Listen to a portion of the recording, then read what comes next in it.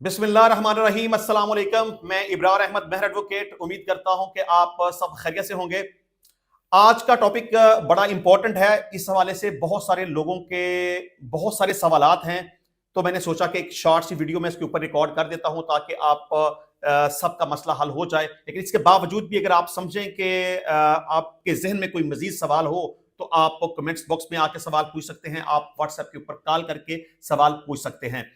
ये आल दो कि इस टॉपिक के ऊपर मैं पहले भी वीडियो रिकॉर्ड कर चुका हूं, लेकिन वंस अगेन इस टॉपिक को हम थोड़ा सा डिस्कस कर लेते हैं। टॉपिक ये है कि अगर औलाद में सिर्फ एक बेटी हो और कोई बेटा ना हो तो विरासत की तकसीम किस तरह से होगी, यानी कि उस बेटी को अपने मां बाप की विरासत में से कितना हिस्सा मिलेगा।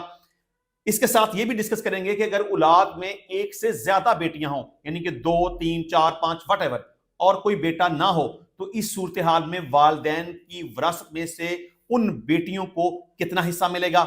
इसके साथ साथ ये भी डिस्कस करेंगे कि अगर खामंद वफात पा जाए तो बीवी को अपने खामद की विरासत में से कितना हिस्सा मिलेगा, और अगर बीवी वफात पा जाए तो खामद को अपनी बीवी की विरासत में से कितना हिस्सा मिलेगा। अच्छा, पहला सवाल यह है कि अगर औलाद में सिर्फ एक बेटी हो और कोई बेटा ना हो और वालिदैन दुनिया से चले जाएं, मां या बाप, तो इस सूरत हाल में बेटी को विरासत में से कितना हिस्सा मिलेगा।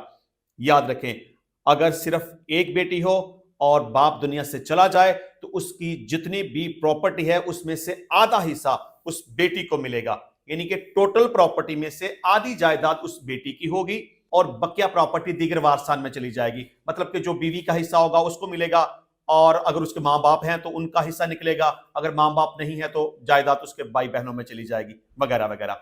अब दूसरा सवाल यह है कि अगर औलाद में 2 या 2 से ज्यादा बेटियां हैं और बेटा कोई नहीं है, इस सूरत हाल में अगर बाप वफात पा जाए तो उन बेटियों को अपने बाप की विरासत में से कितना हिस्सा मिलेगा।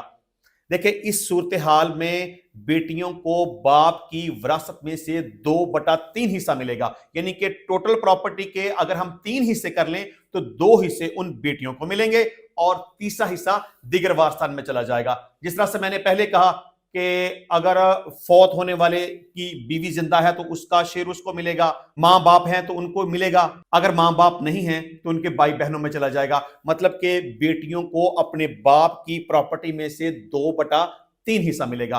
अब तीसरा सवाल यह है कि अगर खामद वफात पा जाए तो बीवी को अपने खामद की विरासत में से कितना हिस्सा मिलेगा। देखिए, अगर तो मियां बीवी के बच्चे हैं, खामद वफात पा जाए तो बीवी को अपने खामद की विरासत में से 1/8 हिस्सा मिलेगा, और अगर बच्चे ना हो तो बीवी को अपने खामद की विरासत में से 1/4 हिस्सा मिलेगा।